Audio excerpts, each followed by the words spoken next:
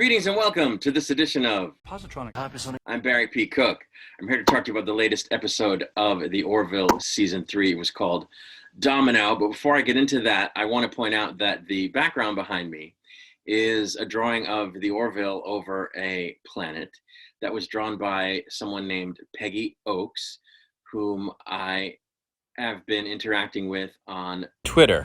I saw her drawing and I thought it was pretty good. It's way better than anything I could draw on the best day of my life ever. So I thought, hey, I'm always looking for something to use as a background. Why don't I see if she'll let me use this? And she was gracious enough to do so. So there you have it. Hi, Peggy. As the episode opens, a Moclan delegation meets with the KRILL Chancellor, whose name I forgot. I'll try to pop it up on the screen after I look it up. Seeking an alliance in the face of the ongoing KAYLON threat. But of course, they insist that they be the ones to lead the alliance because the KRILL Chancellor is female, which of course doesn't sit well with her. So they leave the meeting needing to consult their government about her counter-proposal of sharing command of said alliance. On the Orville, a new weapon is tested and it absolutely decimates a sizable KAYLON attack force all at once. So it's this bomb kind of thing that when it goes off, it sends out a shockwave from inside the Orville that looks like, a ripple, like if you dropped a stone in a pond. And it just decimates KAYLON ships. It was crazy to see. Anyway, many in the Union want to increase its power source to the point that it could be used on a massive scale to absolutely wipe the KAYLON from the face of the universe. But others see that as massively unethical, as opposed to using it in a more tactical fashion. And the Union Council decides that it should be used as a deterrent, that the Orville should travel to KAYLON and offer surrendering terms against the threat of using it again.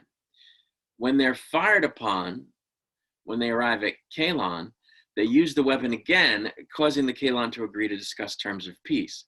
And the Orville is escorted to a meeting on the surface of KAYLON. The KAYLON leader, KAYLON Primary, reluctantly agrees to the Union's terms to stop their attacks and pull back their ships, but he says that they're determined to find a weakness in the weapon. Somewhere on Earth, at a cabin in the woods belonging to Kelly, which was left to her by her father, the command crew gathers for a bit of a celebration at which Gordon and Burke sing a pretty hippy-dippy folk song, but very talented singers they are, if it is in fact them singing. Whoever is singing it is talented. At this gathering, Bortus and KAYLON struggle to crack a walnut, and it's very funny. Like, Bortus is trying to crack it with the nutcracker, but he's doing it like this instead of, holding it in like this. And every time he does it, a walnut flies out, and he goes like that. And KAYLON's yelling at him, "You are not able to to open this walnut." And Bortus is like, "I will get to its meat." It was very funny. But eventually, the security lady has to come, and she cracks it in her hand, which is kind of funny. Anyway, Burke tells the captain that she thinks they should have wiped KAYLON out when they had the chance. And the captain says that he understands the sentiment, but thinks that they need to try an armistice. And she seems okay with it, but doesn't fully trust that the KAYLON won't find a weakness in the weapon and just continue their plan to wipe out biologicals. At Union headquarters, a group of apparently traitorous officers steal the weapon and bring it to KRILL, where we see that the KRILL and the Moclans are in fact aligned, and that Admiral Ted Danson, whose character name I don't know, is behind the theft and has brought the weapon there himself because he wants them to use it to wipe out the KAYLON, because he doesn't believe the KAYLON can be trusted to not find a weakness in the weapon and render it useless. As he's heading back to Earth to turn himself in for stealing the device, the KRILL Chancellor destroys his shuttle against the advice of the Moclan leader she's aligned with. So Admiral Ted Danson is no more. He has ceased to be.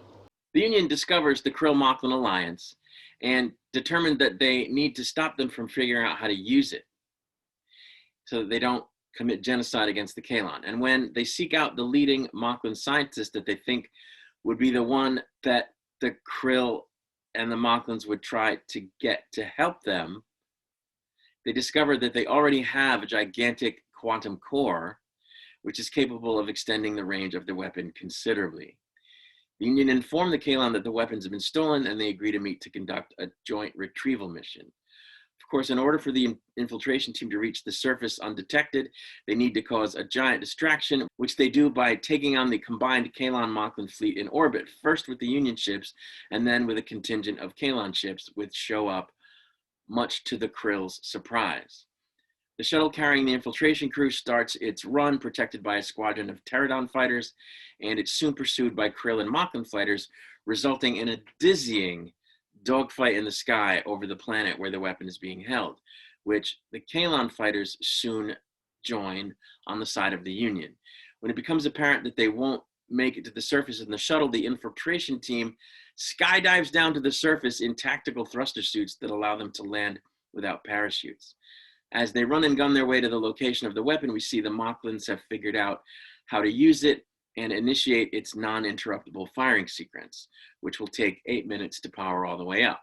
While that's happening, a couple of pterodons piloted by Gordon and Malloy attempt to destroy the weapon's emitter ray in a sequence that wasn't entirely non-reminiscent of the Death Star trench run from Star Wars. The fighter squadron realizes that the firing array is too heavily protected and they withdraw. Kelly ends up fighting the KRILL Chancellor in hand-to-hand combat as the infiltration team reaches the weapon control room, and when the Moclan weapons scientist there says that they can't shut down the firing sequence, Isaac and Burke get to work trying to shut it down themselves. When the same scientist tries to shoot Burke, Isaac blasts his weapon out of his hand, and then is asked by KAYLON Primary why he didn't kill him, and his response is that it wasn't essential to do so. Kelly almost buys it at the hands of the KRILL Chancellor, but she's saved by the security officer lady, whose name I keep forgetting, as I mentioned. Burke determines that the only way to keep the weapon from firing is to overload it and take out the entire facility as well as a chunk of the planet, and stays behind anyway to make it happen because there's no other way. Everyone else gets away, and the facility does indeed go up, destroying the weapon and killing Burke, who says, "Amanda, I'm here," just before her final moment.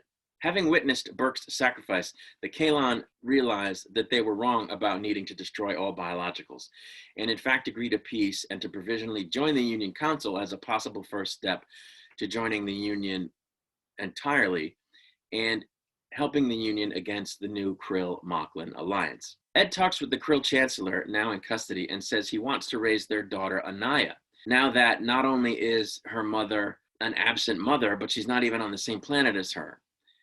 But she strongly rejects the idea.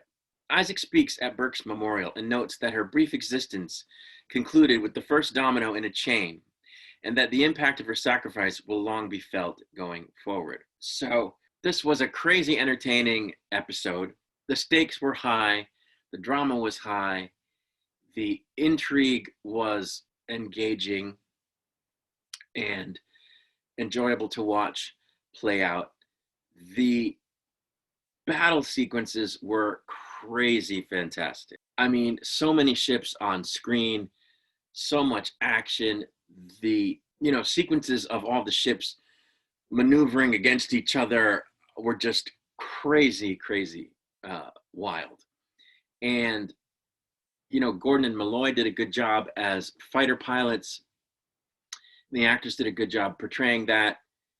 It was just mind-blowing how cool the dogfight sequence in this episode was. And like I said, it was very dramatic and impactful stuff. And by impactful, I mean that the universe of the Orville was massively changed by what happens in this episode. The Moclans are now aligned with the KRILL, and the prior enemy of the Moclans and the rest of the Union is now aligned with the Union.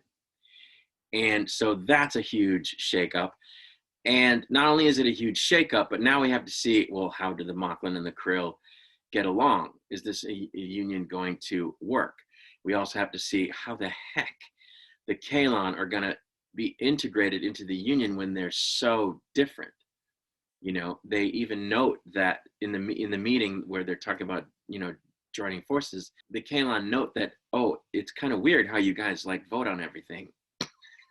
And you leave it up to a vote and like a consensus, where they of course don't do that. They have a hive mind, but they they don't, there's a leader and that's it. And they all tend to go in lockstep. And so and there was a cool moment there where either the president or the other admiral guy points out, yeah, democracy is imperfect and it has, drawbacks, but it's the best system that anybody's ever come up with for governance, and anything else is decidedly worse. And so I thought it was cool that they acknowledged that and said that, because I think it's true. So yeah, that's going to be interesting to see how that all pans out, and to watch the further development of the KAYLON.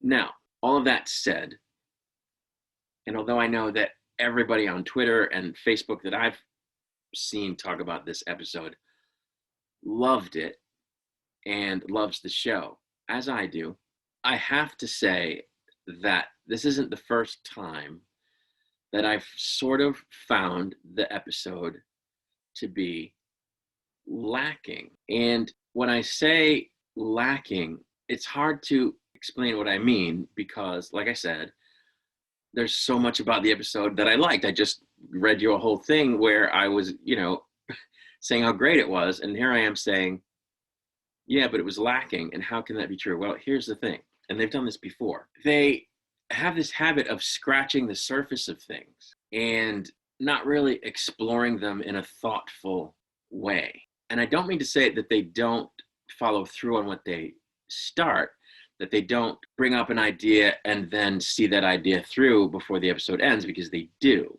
But the way that they do it is more blunt instrument than scalpel.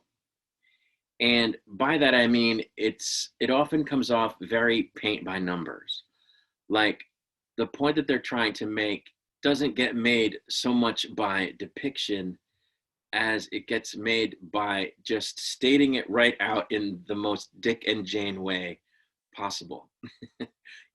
They just come right out and say, we must retrieve the weapon because we don't want to commit genocide. They just say it right out. And it's just handled in a very pedantic way, I think, in a very amateurish way in terms of the dialogue.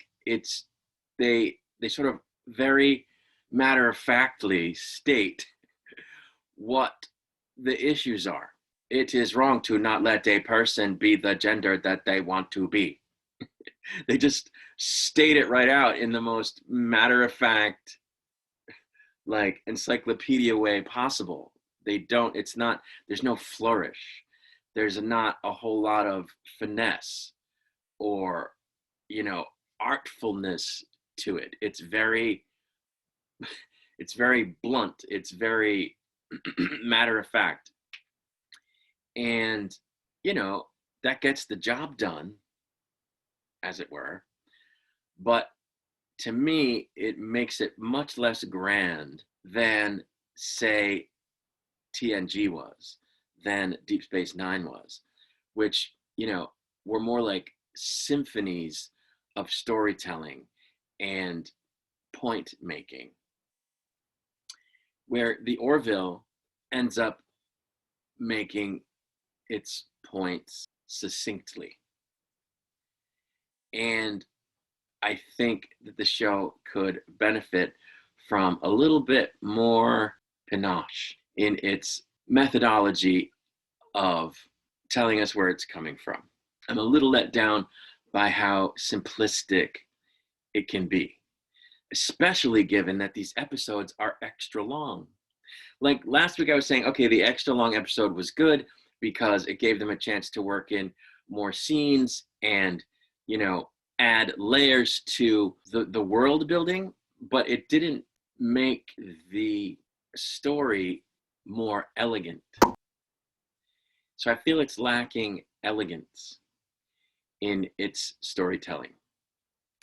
So I don't know if that makes any sense, but that's how it comes across to me. I watched the episode and I go, wow, that was a crazy entertaining. How many times have I said that phrase? Are we doing a drinking game yet? Crazy entertaining episode. Good job. It had a great message. It had great action, and it had a little bit of good humor, and it had a great message. But then I go, too bad they kind of delivered it in a child's storybook kind of way in terms of the language that was used and the interactions that they showed. So yeah, I would like to see a little bit more finesse in season 4, assuming we get one. Hopefully we do. Speaking of which, if I'm not mistaken, there's one more episode left of the season, and while I'm going to take off presently, I will be back to review that once it is released. Until then, my friends, I wish you peace and long life.